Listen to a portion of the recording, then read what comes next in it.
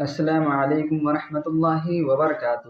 تو میرے عزیز بھائیوں اور بہنوں، آپ کی خدمت میں حاضر ہیں ایک نئی ویڈیو کے ساتھ۔ چلیے ویڈیو اسٹارٹ کرتے ہیں۔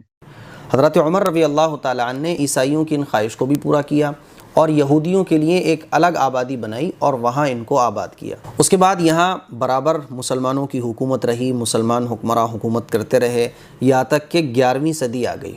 اور 11ویں صدی میں جو ہے نا صلیبی جنگیں شروع ہوئیں، اور صلیبی جنگیں جب شروع ہوئیں تو شعبان 492 ہجری میں عیسائی دوبارہ فاتحانہ طور پر بیت المقدس میں داخل ہوئے۔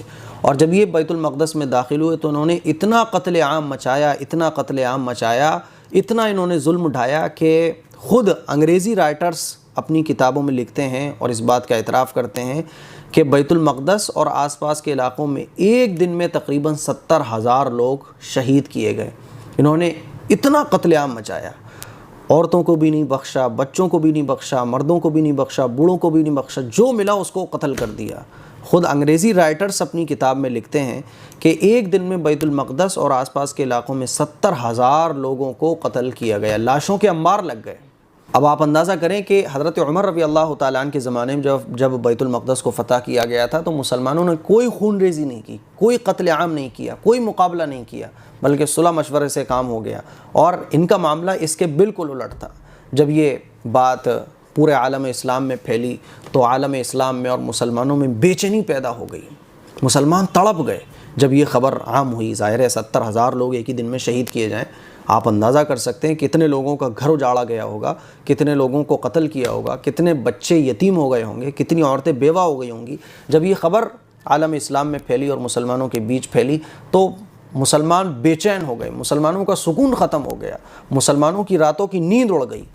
آخرکار سن 1169 میں سلطان نور الدین زنگی رحمۃ اللہ علیہ، ایک بہت بڑے اللہ والے گزرے ہیں، وقت کے بادشاہ بھی تھے، ان کے ایک کمانڈر ہیں سلطان صلاح الدین ایوبی رحمۃ اللہ علیہ، وہ کھڑے ہوئے اور انہوں نے مصر کو فتح کیا۔ اور 1169 سے لے کر 1187 تک وہ مصر، شام، لبنان اور یہ سارے علاقے فتح کرتے ہوئے انہوں نے آخرکار بیت المقدس کو فتح کر لیا۔ اور سلطان صلاح الدین ایوبی رحمۃ اللہ علیہ نے جب بیت المقدس کو فتح کیا تو انہوں نے ان احسان فراموش عیسائیوں کا جو معاملہ تھا نا، انہوں نے قتل عام مچایا تھا، اس کے بالکل الٹ حضرت سلطان صلاح الدین ایوبی رحمۃ اللہ علیہ نے بڑے رحم دلی کا معاملہ ان لوگوں کے ساتھ کیا، بڑے اچھے اخلاق کے ساتھ ان لوگوں کے ساتھ پیش آئے اور کوئی قتل عام نہیں ہونے دیا، بڑا رحم دلی کا معاملہ ان کے ساتھ کیا۔ تو جو عیسائی دنیا تھی، جو غلط فہمی میں مبتلا تھی اسلام کے بارے میں، مسلمانوں کے بارے میں، ان پر اس رحم دلی کا بہت بڑا ایفیکٹ پڑا۔ اور آخرکار یہ جو قبۃ الصخرہ پر انہوں نے عیسائیوں نے گولڈن کلر کی صلیب لٹکا رکھی تھی، اور یہ صلیب تقریباً 91 سال تک قبۃ الصخرہ پر، یہ جو گولڈن گنبد آپ دیکھتے ہیں مسجد اقصیٰ کی تصویر پہ لگا ہوا، جب بھی کوئی خبر آتی ہے تو گولڈن کلر کا گنبد لگا ہوتا ہے، تو اس گولڈن کلر کے گنبد پر گولڈن کلر کی صلیب لٹکا دی تھی عیسائیوں نے جب انہوں نے بیت المقدس کو فتح کیا تھا۔ تو سلطان صلاح الدین ایوبی رحمۃ اللہ علیہ نے جب بیت المقدس کو فتح کیا 1187 میں، تو یہ صلیب جو گولڈن کلر کی قبۃ الصخرہ پر عیسائیوں نے لٹکا رکھی تھی، اس کو اتروایا اور اس کی جگہ جو ہے ہلال نصب کیا گیا۔ ہلال یعنی یہ چاند کا نشان۔ تب سے ہی دنیا یہ سمجھنے لگی یہ چاند کا نشان مسلمانوں کا نشان ہے، تو سب سے پہلے یہ چاند کا نشان اسی قبۃ الصخرہ پر نصب کیا گیا تھا، اور تب جا کے مسلمانوں کو سکون ملا۔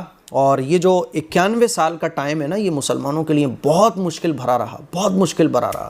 بہرحال پھر بیت المقدس مسلمانوں کے ہاتھ میں آ گیا اور خلافت عثمانیہ ترکی کا دور چلتا رہا، اور مسلمانوں کے خلاف سازشیں ہوتی رہیں، یہودی اور جتنے بھی اسلام کے دشمن ہیں وہ مسلمانوں کے خلاف سازشیں کرتے رہے، لیکن بہرحال سازشیں کامیاب نہیں ہوئیں۔ لیکن آپ کو پتہ ہونا چاہیے کہ ہمیشہ سے جو مسلمانوں کو نقصان پہنچا ہے، جو مسلمانوں کا نقصان ہوا ہے، مسلمانوں کے خلاف جو سازشیں کامیاب ہوئی ہیں، وہ ہمارے اپنوں ہی کے ذریعے کامیاب ہوئی ہیں۔ ہمارے اپنوں نے ہی ہمیں دغا دیا ہے، ہمارے اپنوں نے ہی ہمیں دھوکہ دیا ہے، ہمارے اپنوں نے ہی راز فاش کیے ہیں۔